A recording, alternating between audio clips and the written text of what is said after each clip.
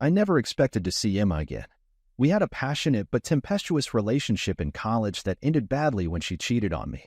I was heartbroken at the time, but eventually moved on, marrying my wonderful wife Lisa 3 years ago. We have a comfortable life together in New York, not overly romantic, but happy and stable. That all changed yesterday when I looked out my window and saw a familiar figure struggling with boxes outside the apartment next door. My jaw dropped as I recognized Emma's flowing red hair and piercing green eyes. What was my ex doing moving into the next apartment? It couldn't be a coincidence. I was a nervous wreck when Lisa got home. "You won't believe who our new neighbor is," I sputtered before telling her about Emma. Lisa laughed, unaware of my history with her. "What a crazy coincidence. We should invite her over." I tried to change the subject, feeling a sense of foreboding. The next evening there was a knock at our door. Lisa answered and I cringed as I heard Emma's bubbly voice. "I just wanted to introduce myself to my new neighbors." Before I knew it, Emma was sitting on our couch, complimenting Lisa on her decor. "What a cozy little love nest you have here," she exclaimed with a wink at me. Over the next few days, Emma inserted herself into our lives. She would invite herself over for dinner or borrow random items like eggs and rice, things that could easily be bought at a store. I tried to avoid interacting with her directly, but she always cornered me, asking intrusive questions about my job or touching my arm lightly when she talked. Lisa remained oblivious, charmed by Emma's bold personality, but I felt increasingly uncomfortable. Emma would text me at odd hours or find excuses to knock on the door multiple times a day. When I didn't respond to her advances, she started showing up at my office unannounced, claiming she was in the neighborhood. It all came to a head one evening when I came home early from work feeling ill. Lisa was working late on a case and wouldn't be home for hours. No sooner had I curled into bed with a cup of tea than there was a banging at the door. It was Emma, holding a container of soup. "I heard you were sick, so I brought you my homemade chicken noodle." She breezed in without waiting for a response. "Emma, I'm fine. You don't need to be here," I said firmly, but she ignored me. "Don't be silly. That's what neighbors are for. Now let me take your temperature." She crossed the room and before I could react, popped a thermometer into my mouth, holding it there while she looked into my eyes smiling. I was mortified when Lisa walked in and saw us. "What are you doing?" Lisa asked sharply. Emma laughed. "Just taking care of your man here while he's under the weather." She squeezed my arm in a proprietary way while I cringed. That night Lisa confronted me. "Is there something going on between you two?" she demanded. I vehemently denied it, but Lisa frowned, not totally convinced. "I don't want her hanging around here anymore." I knew I had to take action. The next day, I called my old college buddy Ryan, who I knew had a thing for Emma back in the day. I asked if he wanted to reconnect with her over social media, and he jumped at the chance, saying he's been single and lonely. If I could hook them up, maybe Emma would finally leave Lisa and I alone. It felt underhanded using Ryan like that, but I was desperate. I told Emma that Ryan had been asking about her and suggested they chat online. She gave me a strange smile. Ryan was never my type, but sure, tell him he can message me. I felt a twinge of jealousy I didn't expect. The next few days, I anxiously asked Emma if she'd been talking with Ryan at all. She dismissed the questions, saying she didn't have time for a relationship right now. I noticed her watching me and Lisa closely whenever we left the apartment, an inscrutable look on her face. Things were getting worse instead of better.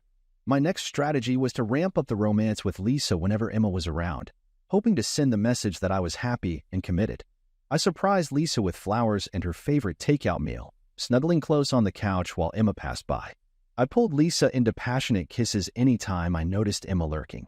Lisa responded enthusiastically, though she questioned my sudden amorousness. "Are you trying to make your ex jealous?" Lisa asked point blank one night after a particularly steamy make-out session in the hallway. "What? No, of course not." I scoffed, but a seed of doubt had been planted in Lisa's mind. "I invited Ryan over for dinner last night, hoping he and Emma would hit it off. I thought that if Emma had a nice boyfriend like Ryan, she'd leave Lisa and me in peace." Over salad and lasagna, I tried to play matchmaker, making sure Ryan and Emma sat together. I sang Ryan's praises, desperately selling him while he grinned at Emma like a lovesick fool. She largely ignored him, directing all her smiles and questions my way, touching my arm frequently. I extricated myself as politely as I could. Lisa was quiet all dinner, but exploded as soon as our guests left. "This little plan of yours to push Emma off on Ryan isn't working, and I'm sick of you flaunting your flirtation with her in front of me," Lisa shouted. "Keep your voice down." I hissed. "There's nothing going on with Emma, I swear. I'm just trying to get her away from us." Then why do you look at her that way? I've seen the heat between you two with my own eyes. Lisa threw her ring at me angrily and stormed out. I sank onto the couch, my head in my hands. How had Emma coming back into my life created such chaos and distrust? Losing Lisa was unthinkable, yet I couldn't get Emma out of my head. Speaking of Emma, my phone buzzed with a new text from her number. "Hey cutie winking face, Ryan just asked me out. You know what they say about the best revenge?" I swallowed hard. Setting up Emma and Ryan was supposed to solve my problems, not make them infinitely worse. What should I do now? I stared at Emma's text, my stomach in knots. This was not part of the plan. She was supposed to fall for Ryan's charms and leave Lisa and me alone to repair our damaged marriage. Instead, she had turned the tables, using my old friend to get back at me. I knew I should feel happy for Ryan finally getting a date with his longtime crush, but jealousy coursed through me unexpectedly. The thought of Emma in Ryan's arms, whispering coyly in his ear, turned my mood black. After days of tortured imagining, I couldn't stand it anymore. I had to know what was going on between them. Casually as possible, I asked Ryan how his date had gone. It was amazing. He gushed. We really hit it off. Emma even said she could see us moving in together soon. My face burned with envy and frustration. Meanwhile, Lisa remained cold and distant, answering in monosyllables when I tried engaging her. I bought her favorite takeout and flowers, attempting to rekindle our romance, but she shrugged it off. "I'm sorry, Jack, but the trust is broken. You'll have to do more than a few cheap gestures if you want to save this marriage." Her words cut deep. She was right, though. I had destroyed her faith in me. A few evenings later, I got a frantic call from Ryan. "Help me. I'm on a second date with Emma, but have no idea what to talk about. Can you give me some conversation starters or fun facts about her?" My temples throbbed hearing him plan his next rendezvous with my ex, but I reluctantly suggested some of Emma's interests. I had to make this work if there was any hope of getting her away from my family. Shortly after, I ran into Emma in the mailroom. She was dressed up, clearly getting ready for her date. "Thanks again for introducing me to Ryan," she purred, smoothing down her slinky black dress. "He's taking me dancing tonight. You know how much I love a man who can dance." She shot me a pointed look. I had always refused when she tried getting me on the dance floor. Clenching my jaw, I waved Emma off, pretending to be very busy sorting mail. The truth was, observing Emma primping for Ryan had formed a tight knot in my chest that wouldn't loosen. What spell did she have over me that I couldn't shake even years later? The tension finally snapped a few nights later when I came home to find Lisa angrily stuffing clothes in a suitcase. Emma stood behind her wearing an exaggerated look of concern. Rage roared in my ears, seeing Emma interfering in my relationship yet again. "What's going on?" I demanded. Lisa looked up, cheeks streaked with tears. "I'm leaving. I can't take you sneaking around behind my back anymore." Emma stepped forward. "I found Jack's love poems and songs written about me. He was going to give them to me tonight." She held up papers covered in my handwriting. I stared in shock. I had written those ages ago in college. "How dare you?" I shouted at Emma. "You've meddled for the last time. Get out." A screaming match ensued. Lisa sobbed harder watching Emma and I fight over her. It ended with Lisa racing out threatening divorce. As the door slammed shut, Emma turned to me, a triumphant gleam in her eyes. "We can finally stop pretending. I know you still love me, Jack. Say you'll take me back." I recoiled as she tried to kiss me. "You're insane. This game of yours has to end." I stormed out of the apartment, seething with anger. I had to talk to Ryan and somehow convince him to get Emma away from here permanently. I prepared a speech as I approached Ryan's apartment, ready to convince him Emma was poison.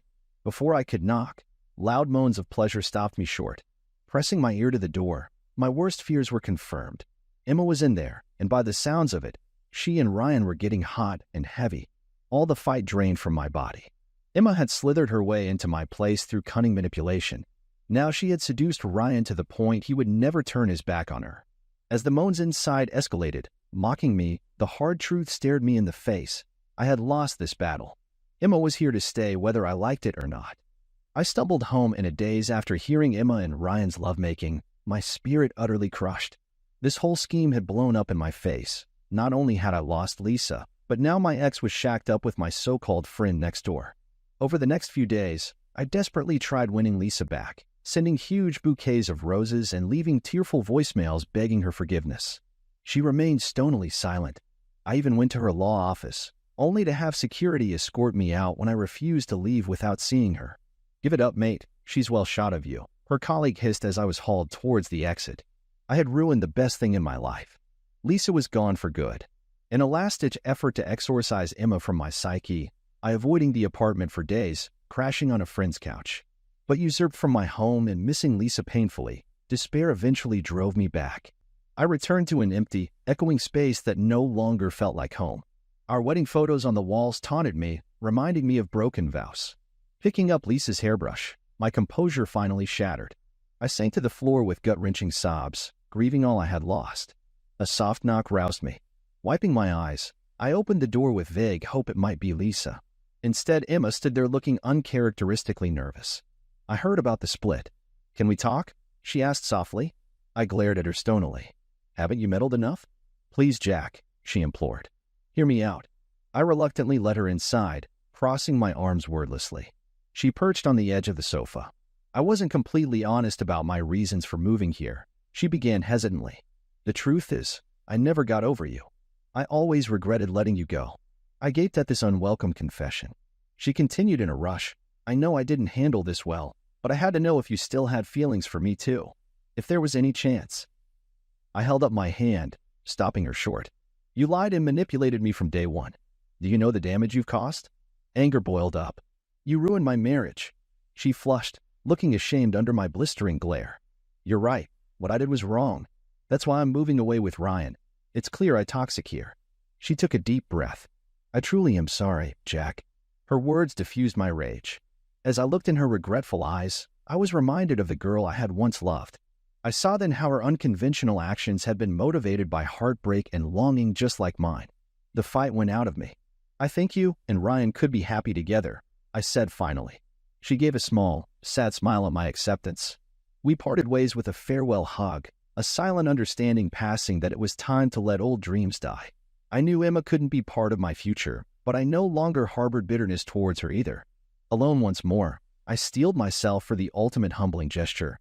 I would go to Lisa and offer her whatever it took to rebuild our relationship. I had hit rock bottom, but the only direction left was up. When Lisa opened her door, the neutral mask slipped for a second at the sight of my haggard, unshaven face. Undaunted, I dropped to one knee, proffering a single rose. "You're right. I don't deserve a second chance. But I'll spend my life trying to win back your trust if you let me." Tears flowed unashamedly. "Say you'll take me back. I need you, Lisa."